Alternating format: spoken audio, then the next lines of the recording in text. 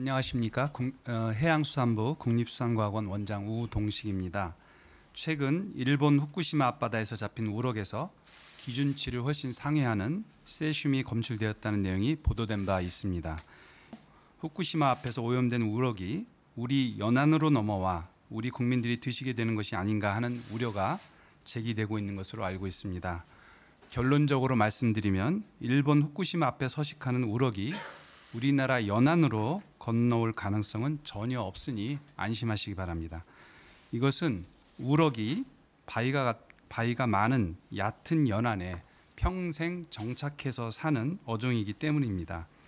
우럭이 태평양과 또 대한해협의 거센 물결과 깊은 바다를 헤치고 우리 바다까지 1000km 이상을 유영해서 온다는 것은 어류 생태학적으로 불가능한 일입니다. 그러니 안심하셔도 좋겠습니다. 이해의 편의를 위하여 어류의 특성을 설명을 드리겠습니다. 어류 생태학적으로 물고기는 각자가 좋아하는 서식지와 산란장, 회유 경로, 수온, 먹이, 수층 등이 정해져 있고 거기에 맞게 각자의 어체 구조도 적응이 되어 있습니다. 물고기들은 먹이 섭취와 성장 등을 위해 먼 곳까지 회유를 하더라도 자신이 태어난 산란장이 돌아가서 산란을 하는 습성이 있습니다. 같은 종의 물고기라 하더라도 산란장이 다르면 섞이지 않습니다.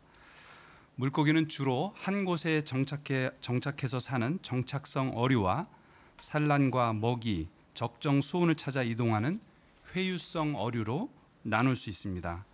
우선 우럭, 광어, 쥐노래미, 참돔 등과 같이 연안의 일정한 구역에서 평생을 사는 어종을 연안 정착성 어종이라고 합니다. 이들은 먼 바다를 건너서 다른 나라로 유영해 갈 어체 구조와 능력을 갖고 있지 않은 어종들입니다.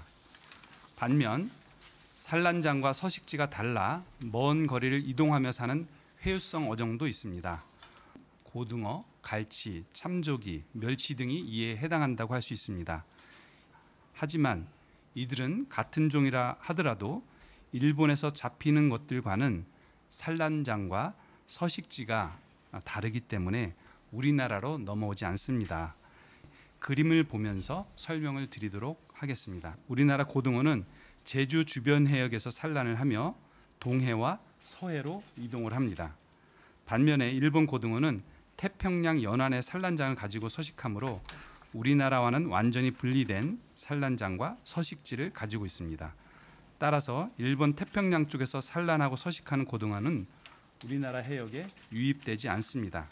갈치는 우리나라 연안과 일본의 남서쪽 큐슈 연안, 즉 대한해협 양쪽에서 산란하고 서식을 하는 어종입니다.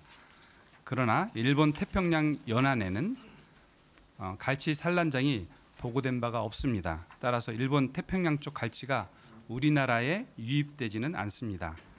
멸치는 봄철에 우리나라 연안에서 산란하고 늦가을에 월동을 위해 제주도 남쪽으로 이동을 합니다.